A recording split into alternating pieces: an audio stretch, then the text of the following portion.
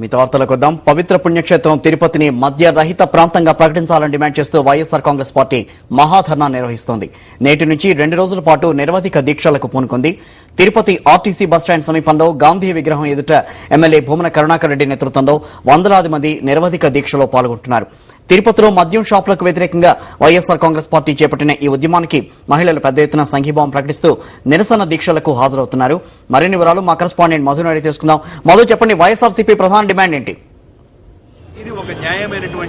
కిషోర్, మనం చూస్తున్నాం తిరుపతి పవిత్రతను కాపాడాలంటూ వైఎస్ఆర్ కాంగ్రెస్ పార్టీ సమర శంఖం పూరించింది. కంటిన్యూస్ గా నిరసనలు వ్యక్తం చేస్తోంది. 2 రోజుల క్రితం మహాధర్నా చేపట్టినటువంటి వైఎస్ఆర్ కాంగ్రెస్ పార్టీ ఎమ్మెల్యే భూమన కరుణాకర్ రెడ్డి ఇవాళ నిరవధిక దీక్షకు చేపట్టారు. గాంధీ సర్కిల్లో ఏదైతే ఉన్నామో ఆర్టీసీ బస్ స్టాండ్ దగ్గర దీక్ష కొనసాగుతుంది. చాలా మంది సంఘీభావం వ్యక్తం చేయడం జరిగింది.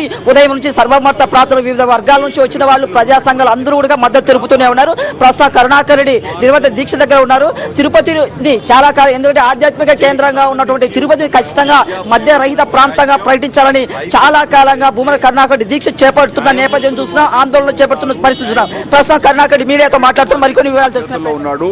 కిరణ్ కుమార్ రెడ్డి న్యాయమూర్తులకు చెప్పాడు, ఈ ప్రయోజన వాద్యం అసలు బెంచ్కే రాదు, న్యాయమూర్తులకు అనుకూలమైనటువంటి వకీళ్లను మేము పెట్టుకున్నాం కనుక న్యాయమూర్తులు కూడా అనుకూలంగా తీర్పులు ఇవ్వరు అని సాక్షాత్తు దేవాలయాల తర్వాత అత్యంత పవిత్రమైనటువంటి న్యాయ వ్యవస్థను గురించి, న్యాయమూర్తులను గురించి కించపరుస్తూ నడి రోడ్లలో మద్యం తిరుపతిలో కొనసాగుతుంది. మద్యం ఎట్టి పరిస్థితుల్లోనూ నిషేధింపబడదు. న్యాయస్థానాలు మద్యానికి అనుకూలంగానే తీర్పిస్తాయని బరితెగించి మాట్లాడుతున్నారంటే ఈ దేవాలయాలతో సమానమైనటువంటి న్యాయ వ్యవస్థను ఇంత దుర్మార్గంగా, ఇంత నీచంగా బజారు స్థాయికి దిగజార్చి మాట్లాడుతున్నారంటే ఈ మద్యం మాఫియా ఎంత దారుణంగా పనిచేస్తుందో ఇంతకంటే మరొక ఉదాహరణ లేదు. మాకు న్యాయ వ్యవస్థ మీద నమ్మకం ఉంది. న్యాయమూర్తులు దైవ స్వరూపులు అన్నటువంటి నమ్మకం మాకున్నది. ప్రజలు వైపున న్యాయస్థానాలు పనిచేస్తాయి. ఇప్పటి వరకు భారతీయ వ్యవస్థ అంతా, న్యాయమూర్తుల వ్యవస్థ ప్రజల కోసమనే పనిచేసింది.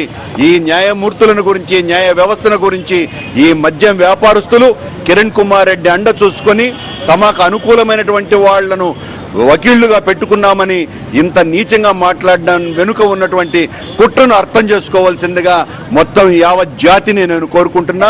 మద్యం నిషేధించేంత వరకు ఈ పోరాటం కొనసాగుతుంది.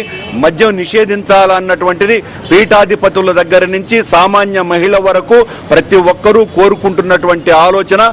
తిరుపతి పవిత్రత కాపాడాలి, తిరుపతి ఆధ్యాత్మిక విశిష్టతను కాపాడుకోవాలి.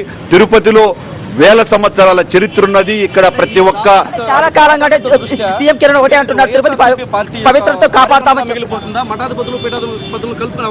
ఇది అందరూ కోరుతున్నటువంటి కోరిక. వాళ్ళు ఉద్యమాలు చేయలేరు కనుక, వాళ్ళ వాణి మాత్రమే వినిపించగలరు కనుక, మేము ఉద్యమాలు చేయగలిగేటువంటి స్థితిలో ఉన్నాము కనుక వాళ్ళ ఆలోచనలని నా గొంతు ద్వారా ప్రజలకు వినిపిస్తూ, వాళ్ళ యొక్క చేతలని నా పోరాటం ద్వారా నినదిస్తూ ప్రభుత్వానికి ప్రజల నాడిని, వాడిని, వేడిని చూపించటమే బాధ్యత కలిగినటువంటి పౌరునిగా, శాసనసభ్యునిగా ప్రజల ఆక్రందన ప్రజలకు, ప్రభుత్వానికి వినిపిస్తూ మద్యం పూర్తిగా నిషేధించాలన్నటువంటి వాళ్ల కోరికను నినదించటమే నా పని. తిరుపతి పవిత్ర కాపాడడానికి ఎంతకాలం ఈ దీక్షలు కొనసాగిస్తే ఎంతకాలం పోరాడతారు అంటే అనేక రూపాలలో ఈ పోరాటం చేస్తాం. ప్రభుత్వం చేస్తున్నటువంటి ఈ దుర్మార్గమైనటువంటి చర్యను నిరసిస్తూ, ప్రభుత్వం ఈ మద్యాన్ని నిషేధించకపోతే భవిష్యత్తులో జగన్మోహన్ రెడ్డి గారు ముఖ్యమంత్రి అయిన వెంటనే 100% తిరుపతి ఆధ్యాత్మికతను, విశిష్టతను, పవిత్రతను కాపాడుతూ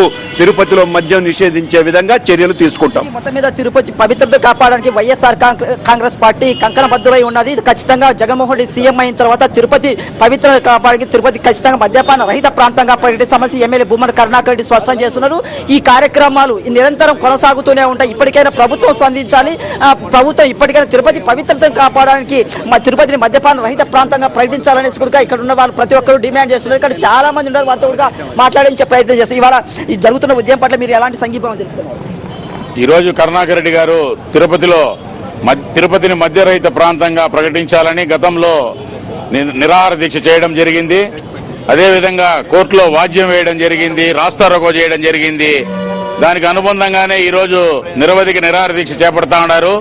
ఆయన ఈ ఉద్యమాన్ని వివిధ రూపాల్లో తీసుకొని పోయి ప్రభుత్వం మెడలు వంచి తిరుపతిని మధ్యరహిత ప్రాంతంగా ప్రకటించేంత వరకు ఆయన పోరాటం కొనసాగుతుందని, ఆయన వెంట మా వైఎస్ఆర్ కాంగ్రెస్ పార్టీ యావత్తు పనిచేస్తుందని తెలియజేసుకుంటున్నాం. ఈ మొత్తం మీద కిషోర్ చూస్తున్నాం, తిరుపతిలో మద్యపాన వ్యతిరేక ఉద్యమం రోజు రోజుకు బలపడుతుంది. వైఎస్ఆర్ కాంగ్రెస్ పార్టీ చేపట్టి ఈ ఉద్యమానికి అన్ని సంఘాల వైపు నుంచి, మహిళల నుంచి పెద్ద ఎత్తున స్పందన వ్యతిరేక వస్తోంది. ఇప్పటికైనా ప్రభుత్వం స్పందించాలి, లేకుంటే ప్రభుత్వం మెడలు వంచైనా మా సమస్యను, మా డిమాండ్ను సాధించుకుంటామని స్పష్టం చేస్తున్నారు.